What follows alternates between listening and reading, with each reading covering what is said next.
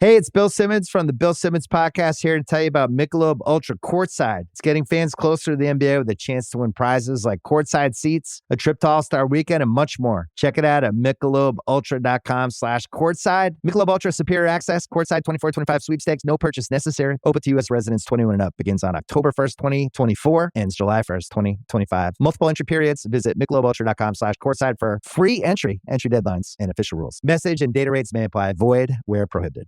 We off? 30 seconds of carefree bliss. Oof, like wind in your hair carefree. Oh, like using Clorox Disinfecting All-Purpose Cleaner in the home carefree. Yes! Like dog slobbing on the coffee table and cleaning it with Clorox Carefree. He's on a roll now. Spit toothpaste on the faucet. You got it. You got it.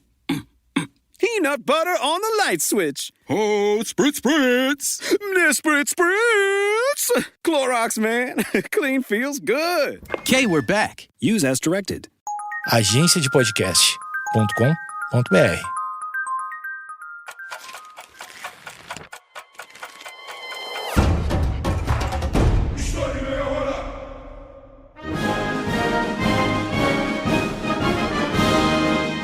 Como que um governo administra um país durante uma guerra? É melhor viver escondido ou sair do armário e lutar pelo que você acredita? Essas são apenas algumas perguntas que podemos nos fazer quando estudamos com mais atenção sobre a Alemanha durante a Segunda Guerra Mundial. Aqui no História em Meia Hora, nós já temos vários episódios a respeito dessa guerra porque ela é muito importante, né? Principalmente para o século XX e XXI. Mas o meu objetivo aqui hoje é entender melhor a vida dos alemães durante o conflito e quais foram as principais decisões do governo nesse período. Como sempre, eu quero lembrá-los que eu uso fontes e autores confiáveis que você pode e deve consultar na descrição do episódio. Se quisermos pensar como que foi a vida na Alemanha durante a Segunda Guerra, necessariamente precisamos ter como eixo desse assunto o Partido Nazista. Sem dúvidas, esse foi o partido político mais importante da primeira metade do século XX e transformou completamente a história da Alemanha. A origem do nazismo enquanto um partido político se refere ao início da década de 20, a partir das consequências da Primeira Guerra Mundial. Uma das bases ideológicas do partido nazista era o antissemitismo, doutrina que, no caso alemão, pode ser descrita como ódio aos judeus. Além disso, os nazistas acreditavam que os germânicos não deveriam apenas ter o seu estado e o seu território, mas tinham o direito de dominar os outros povos através da expansão das suas posses. Para o partido nazista, o marxismo e também o liberalismo eram aqueles que impediam que o povo germânico se unisse e voltasse a ter força. De acordo com esse grupo, os judeus eram responsáveis por miscigenar os supostos arianos.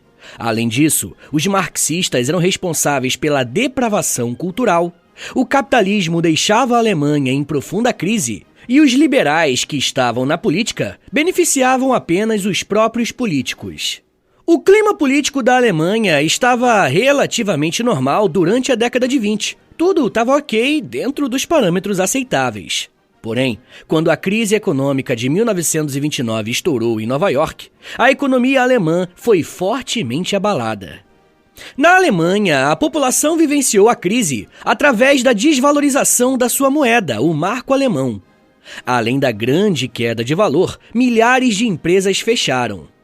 Richard J. Evans diz o seguinte sobre isso, abre aspas: "As companhias quebravam uma atrás da outra. A demanda norte-americana de produtos importados entrou em colapso. Os bancos mergulharam na crise à medida que os seus investimentos desapareciam." Fecha aspas. Imagina só esse cenário, moeda perdendo o valor, empresas quebrando e até bancos indo à falência. Qual que é o resultado? Pois é, desemprego. E não tem nada pior para um país que uma taxa alta de desemprego, né? Pessoas sem ocupação facilmente são atraídas para a ilegalidade no momento de desespero. O número é espantoso. 44% da população alemã ficou desempregada entre os anos de 1929 a 1932. Foi exatamente nesse momento de crise que o Partido Nazista encontrou meios para crescer.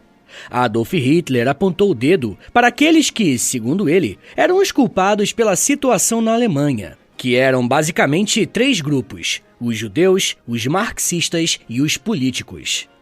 Hitler soube muito bem transferir a culpa para esses grupos por conta da crise em seu país. Na eleição presidencial de 1932, Hitler ficou em segundo lugar. Ele obteve 32% dos votos, perdendo para Paul von Hindenburg, um general de 82 anos que participou da Primeira Guerra e que foi convencido a participar da campanha eleitoral porque, segundo diziam, só ele poderia parar o Hitler. Como 32% da população é uma fatia enorme da sociedade, Hindenburg achou que uma forma de apaziguar os ânimos seria convidando Hitler para ser chanceler da Alemanha. É uma espécie de segundo posto mais importante da política do país, atrás apenas do próprio presidente. Apenas 4 semanas após a eleição de Hitler, o parlamento alemão, chamado Reichstag, pegou fogo. Os nazistas colocaram a culpa nos comunistas, mas até hoje não sabemos se, de fato, foram os comunistas ou os próprios nazistas que fraudaram esse atentado. Fato é que, depois desse crime, Hitler pressionou o presidente Paul von Hindenburg a assinar um decreto que permitia ao governo prender aqueles deputados que supostamente tinham ligação com o incêndio. E adivinha só quem que o Hitler mandou prender? Pois é, toda a oposição. Hitler, a partir desse decreto, prendeu 81 deputados comunistas e impediu que vários deputados da centro-esquerda participassem da eleição, que aconteceria em seguida. Começava assim o governo autoritário de Hitler. Ainda como chanceler, Hitler pressionou o parlamento para que aprovassem a Lei de Concessão de Plenos Poderes, em março de 1933, que daria a ele poderes políticos totais, mesmo que isso infringisse algum artigo da Constituição. Essa lei recebeu 444 votos no parlamento, contra apenas 94. Ou seja, Hitler subverteu a democracia para ser escolhido como um ditador da Alemanha. Começava ali o Terceiro Reich, também conhecido como a Alemanha nazista. Vai ser a partir da tomada completa do poder na Alemanha que Hitler e os nazistas irão usar da propaganda para insuflar à população. A década de 30 representou a consolidação do poder de Hitler, e ele fez isso rompendo todos os acordos firmados no Tratado de Versalhes, principalmente o fato da Alemanha ter sido proibida de novamente se militarizar. Hitler decidiu ignorar essa proibição. Todas essas ações ganharam força na propaganda liderada por Joseph Goebbels. E quando eu falo de propaganda, eu estou me referindo a cartazes, peças de teatro, cinema, produções artísticas em geral. Toda a cultura da Alemanha nazista foi direcionada para comunicar a ideia de que os alemães eram superiores, e isso em todos os sentidos. Hitler pregava que os novos alemães deveriam ser fortes, atléticos e bonitos. As mulheres deveriam ser boas donas de casa para criarem a nova geração de alemães. Por conta disso, qualquer sinal de deficiência física ou intelectual era completamente rejeitado. Aliado a todo esse movimento, crescia cada vez mais o antissemitismo. Os comunistas e os políticos já haviam sido punidos pela oposição que eles fizeram aos nazistas. Para eles, o próximo passo seria eliminar os judeus, pois só assim a restauração da Alemanha aos seus dias de glória estaria completa. Quanto mais Hitler e o Terceiro Reich avançavam, mais a certeza de que haveria uma guerra também crescia.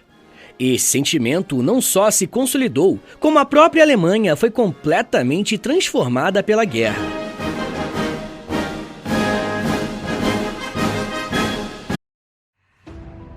This episode is brought to you by Peacock. The new Peacock original documentary, Matthew Perry, A Hollywood Tragedy, dives deep into the beloved actor's rise to fame and his tragic death. 5 people, including Perry's personal assistant, 2 medical doctors, and an alleged Hollywood drug dealer known as the Ketamine Queen, were charged with conspiracy to illegally provide Perry with the ketamine. Explore the details of the case in this heartbreaking special, streaming now only on Peacock. Ryan Reynolds here from Mint Mobile with a message for everyone paying big wireless way too much. Please, for the love of everything good in this world, stop. With Mint, you can get premium wireless for just $15 a month. Of course, if you enjoy overpaying, no judgments, but that's weird. Okay, one judgment. Anyway, give it a try at mintmobile.com/switch. Upfront payment of $45 for 3-month plan, equivalent to $15 per month required. Intro rate first 3 months only, then full price plan options available. Taxes and fees extra. See full terms at mintmobile.com.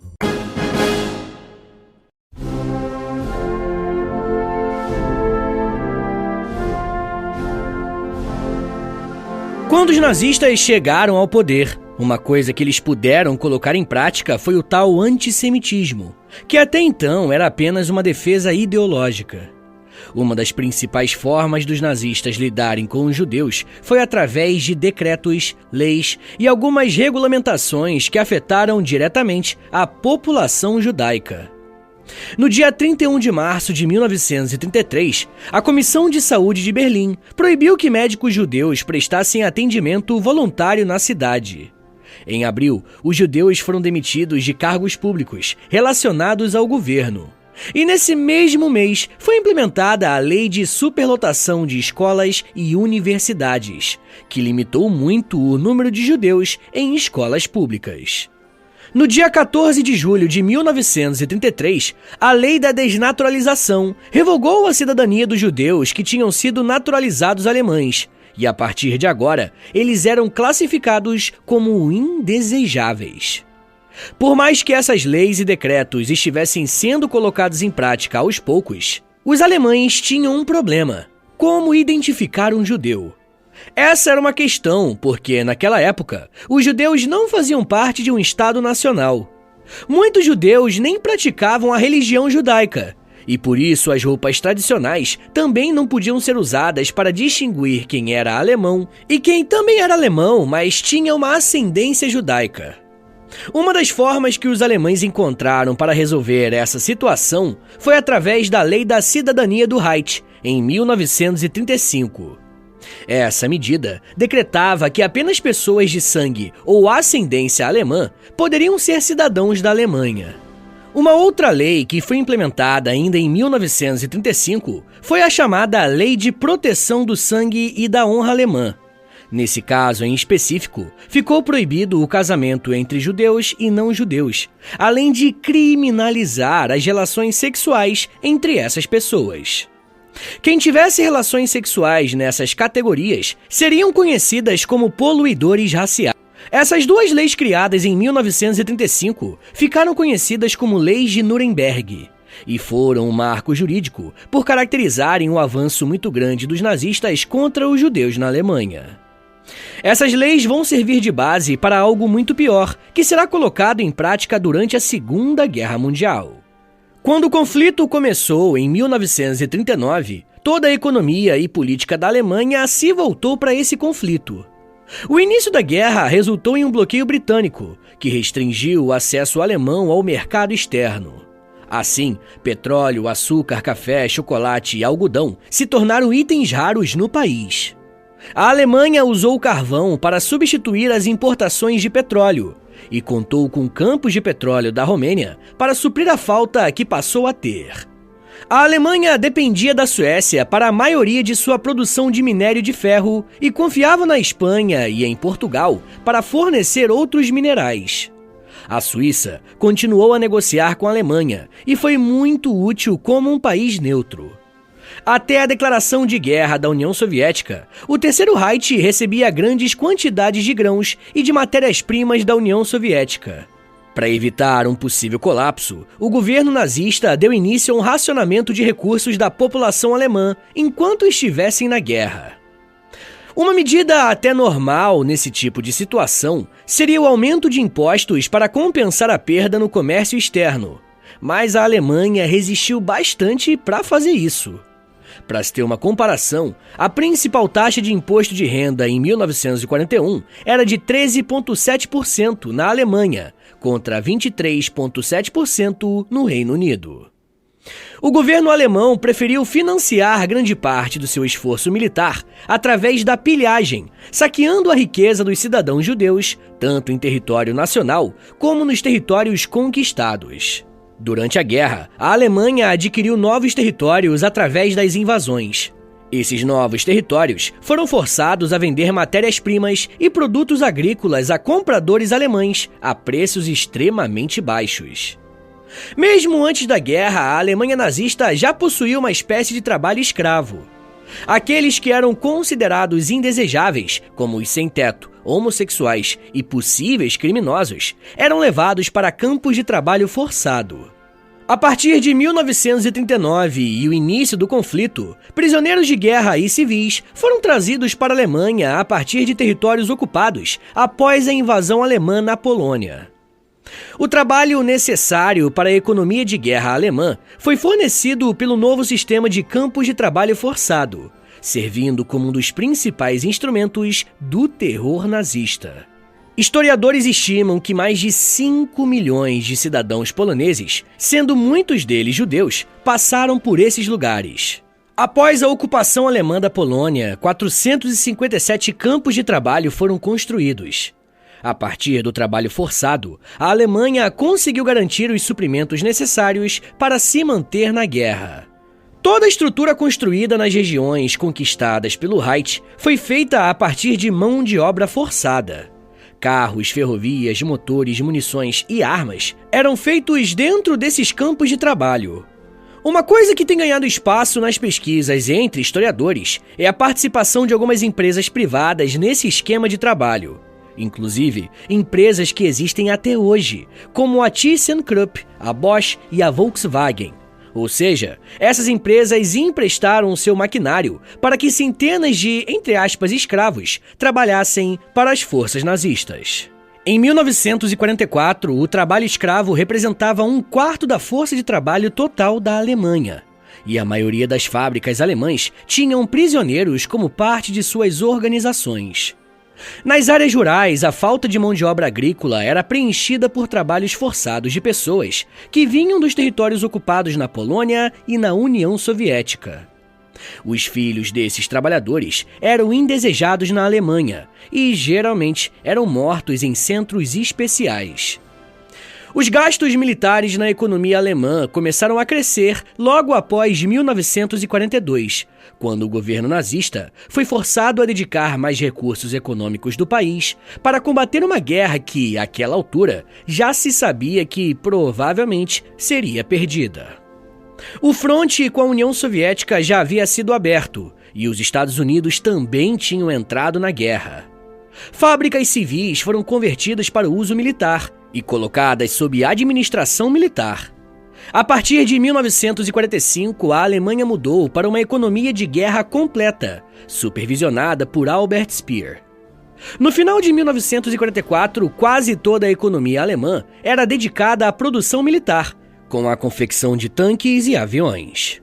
Até restaurantes e outros serviços foram fechados para focar a economia alemã nas necessidades militares. Com exceção da munição para o exército, o aumento na produção foi insuficiente para se igualar aos aliados em qualquer categoria de produção. Parte da linha de montagem das armas foi movida para o subsolo em uma tentativa de tirá-la do alcance dos bombardeiros inimigos. A partir do final de 1944, essas bombas encontraram os seus alvos e muitas fábricas foram destruídas junto com o colapso das cidades alemãs. A comida ficou extremamente escassa. A produção de combustível caiu 86% em 8 meses. A produção de explosivos foi reduzida em 42% e a produção de tanques diminuiu 35%. Por mais que o foco da economia alemã estivesse voltado para a guerra, durante o conflito, os princípios racistas dos nazistas foram levados às últimas consequências e uma verdadeira indústria da morte foi arquitetada. Pessoal, eu já quero falar mais sobre como parte da população da Alemanha foi tratada e como o preconceito se tornou uma prática comum na Alemanha. Mas me dá um minutinho aí, tá, gente, que daqui a pouco a gente volta e eu falo um pouco mais sobre o Holocausto, experiências, saúde, cigarro e alemães negros. Segura aí, que é um minutinho só.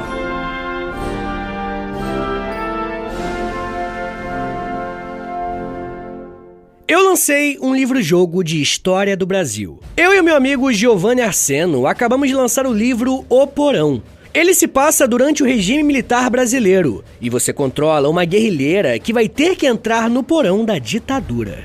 Mesmo se você não conhece, nunca jogou um livro-jogo, pode ficar tranquilo, tá? Esse aqui é bem facinho de jogar e ele vai ser excelente para te inserir nesse universo maravilhoso dos livros de RPG. Ele tá saindo pela editora Record e eu tô muito animado com esse projeto, então se você quiser apoiar meu trabalho, dá uma olhadinha nele, vai lá no link da Amazon, tá aqui na descrição do episódio, e mesmo se você não comprar, deixa ele lá no seu carrinho da Amazon, porque isso ajuda muito a gente a subir no ranking. Mas falando em ranking, ele já é o livro de RPG mais vendido em toda a Amazon. Olha que maneiro, hein? Então, se você quer aprender um pouco mais sobre a história do Brasil e se divertir no processo, dá uma conferida no Porão. O link para você comprar tá na descrição do episódio.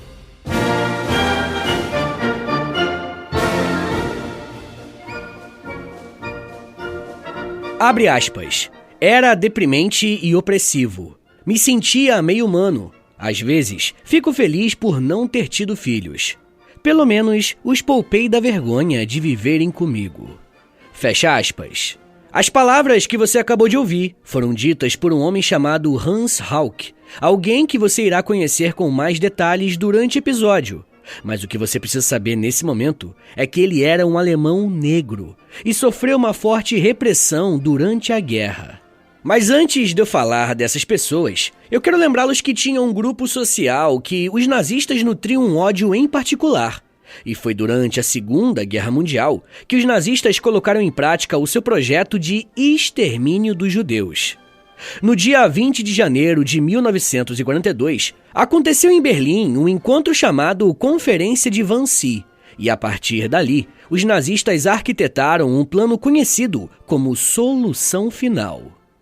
Para isso, foram construídos diversos campos de extermínio, onde esses judeus seriam levados para serem mortos.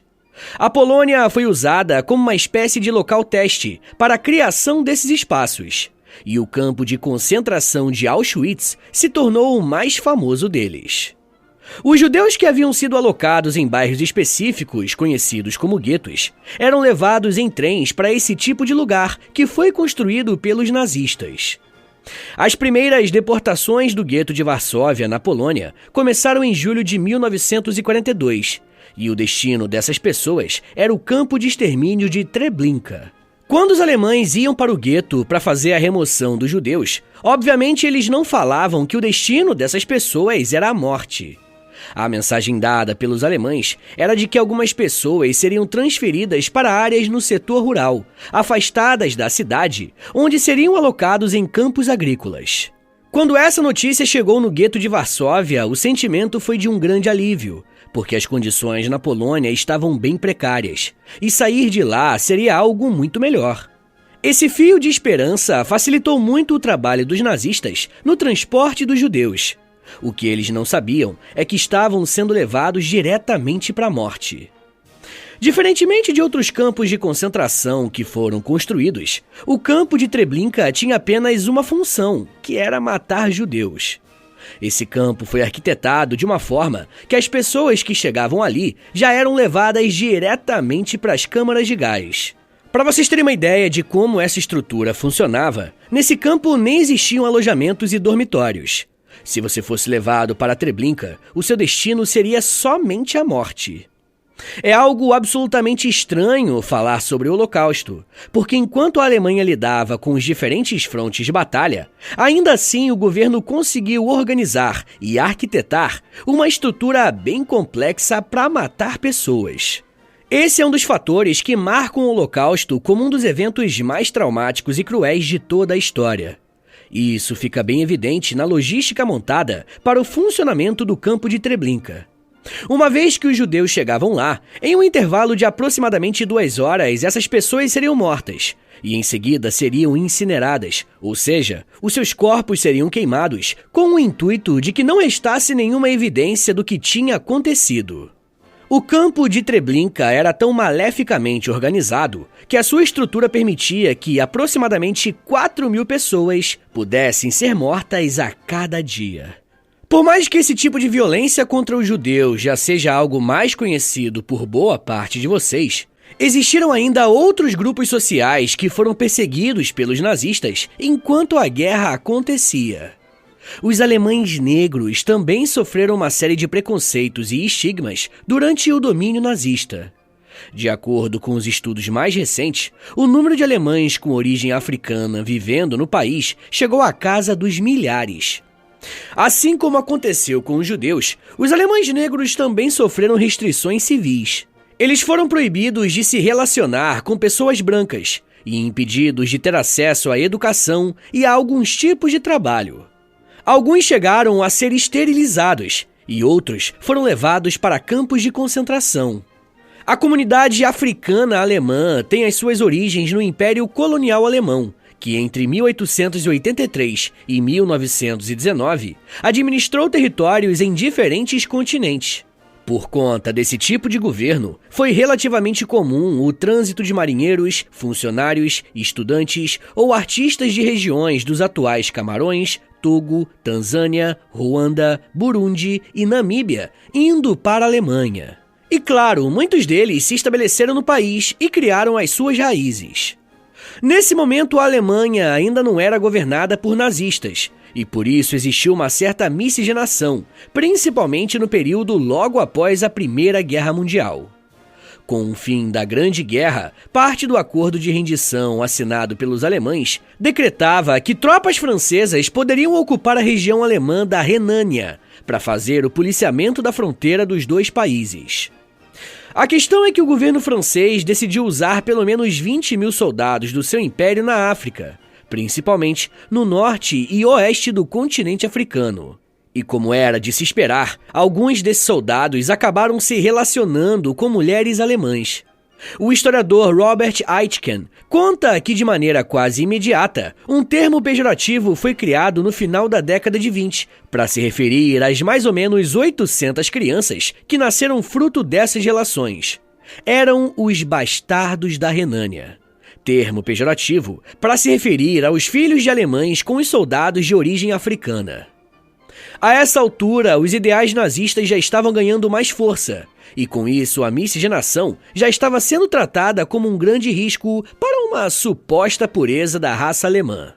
O próprio Adolf Hitler escreveu o seguinte sobre esse grupo, abre aspas, "Foram e são os judeus que estão trazendo os negros à Renânia, sempre com os mesmos pensamentos secretos e o objetivo claro de arruinar a odiada raça branca pela resultante bastardização." Fecha aspas. Usando basicamente a mesma estrutura necessária para a perseguição aos judeus, os alemães mestiços e negros foram levados para a esterilização. Aproximadamente 385 pessoas foram esterilizadas de maneira forçada ou a partir da coação. Uma dessas pessoas foi Hans Hauck, filho de um soldado argelino e de uma alemã branca. Hans conta que foi levado em segredo para fazer uma vasectomia. Ganhou um certificado de esterilização que o permitia trabalhar. Hauck precisou também assinar um acordo declarando que não se casaria ou teria relações com pessoas, entre aspas, de sangue alemão. Conforme a Segunda Guerra se desenrolava, os negros e mestiços passaram a ter mais cuidado para não serem levados à esterilização ou prisão. Uma outra história parecida com a de Hans foi de um homem chamado Theodor Wonja Michael, que era filho de um camaronês e de uma alemã e era adolescente, enquanto a Alemanha estava na Segunda Guerra. Theodor contou em entrevista que, mesmo sendo negro em um país de maioria branca, fez o que pôde para passar desapercebido e evitava a qualquer custo o contato com mulheres brancas. Olha só o que ele falou, abre aspas. "Claro que, com um rosto como o meu, jamais poderia desaparecer completamente, mas tentei. Teria sido horrível se me relacionasse com alguém que não fosse da minha cor. Eu teria sido esterilizado e também poderia ter sido acusado de contaminação racial." Fecha aspas. Em 1942, Heinrich Himmler, um dos arquitetos do Holocausto, determinou que fosse feito um estudo estatístico para saber quantos negros estavam vivendo na Alemanha. Alguns estudiosos dizem que isso poderia indicar o princípio de um plano de um outro tipo de extermínio, mas que não deu tempo para ser executado. O que sabemos é que, provavelmente, 20 alemães negros foram parar em campos de concentração na Alemanha. Durante a guerra, o governo alemão também investiu bastante em projetos científicos e de saúde, tanto para reforçar os esforços de guerra, quanto para lidar com a própria população civil. A Alemanha nazista teve um forte movimento antitabagista, pois acreditava que o fumo prejudicava a saúde dos alemães. A pesquisa de Franz H. Miller, em 1939, foi pioneira e demonstrou uma relação entre o tabagismo e o câncer de pulmão. A Secretaria de Saúde do Reich tomou medidas para tentar limitar o tabagismo, com a produção de palestras e panfletos para o grande público. O uso de cigarros foi proibido em muitos locais de trabalho, em trens e entre membros das Forças Armadas. Para os soldados durante a guerra foi aberta uma exceção, porque a nicotina ajudava a reduzir o nível de estresse durante as batalhas. As agências governamentais também trabalharam para controlar outras substâncias cancerígenas, como o amianto e os agrotóxicos. Como parte de uma campanha geral de saúde pública, o abastecimento de água foi limpo, chumbo e mercúrio foram removidos de produtos de consumo e as mulheres foram incentivadas a se submeterem a exames regulares para a prevenção do câncer de mama. Já no setor científico, durante a guerra a Alemanha fazia uma série de experiências, principalmente com os judeus que estavam em campos de concentração. O médico mais famoso por realizar as diferentes experiências foi o Dr. Joseph Mengele, médico do campo de concentração de Auschwitz, conhecido também como o Anjo da Morte. Muitas das suas vítimas morreram ou foram intencionalmente mortas. Os prisioneiros dos campos de concentração eram vendidos para empresas farmacêuticas para testes de drogas e outras experiências. No âmbito familiar, ter muitos filhos era algo incentivado para que novos jovens alemães nascessem e ajudassem a construir o país. Tanto que no primeiro ano de guerra, Hitler criou a Cruz de Honra das Mães Alemãs, que era uma condecoração dada às mulheres que tinham mais de 4 filhos. Porém, a Alemanha começou a dar demonstrações de que iria perder a guerra, e Hitler foi obrigado a assinar um decreto exigindo que todas as mulheres com idade inferior a 50 anos assumissem atribuições de trabalho para ajudar no esforço de guerra. A partir de então, as mulheres eram direcionadas para os trabalhos agrícolas e industriais. Em setembro de 1944, 14,9 milhões de mulheres estavam trabalhando na produção de munições. Todas essas medidas deixam claro como a Alemanha foi inteiramente impactada pelo Partido Nazista e pela eclosão da Segunda Guerra. Da mesma forma que uma ideologia transformou um país inteiro, seria necessário fazer um esforço muito grande para arrancar as raízes nazistas da Alemanha depois do fim da guerra. Acabou sendo um processo longo, doloroso, mas muito necessário. Pessoal, eu quero recomendar 3 episódios do História em Meia Hora, eles estão aqui no feed do podcast, e eles vão servir de complemento para esse episódio que você acabou de ouvir, beleza? O primeiro se chama Batalha de Berlim, o segundo se chama Hitler e o terceiro se chama A Desnazificação da Alemanha. Agora bora fazer aquele resumão de 1 minutinho para você relembrar o que você aprendeu hoje? Vamos lá! Quando falamos na história da Alemanha na Segunda Guerra, estamos falando de um país que concentrou todos os seus esforços para se manter na dianteira do conflito. A economia e a política se voltaram para esse objetivo, e milhares de trabalhadores forçados produziram munição, tanques e veículos para serem usados no campo de batalha. Ao mesmo tempo que o país estava em guerra no cenário externo, existia repressão contra os judeus e contra os negros em campos de extermínio, e em legislações que impediam o casamento entre pessoas com diferentes origens, mostrando que, acima de tudo, o Terceiro Reich foi um Estado que se baseou no racismo praticado contra minorias. Mesmo que tenham sido essas minorias as responsáveis pela construção e a formação da própria Alemanha, sobretudo logo depois do fim da guerra, quando a Alemanha estava completamente arrasada. Mas isso já é um papo para uma outra meia hora.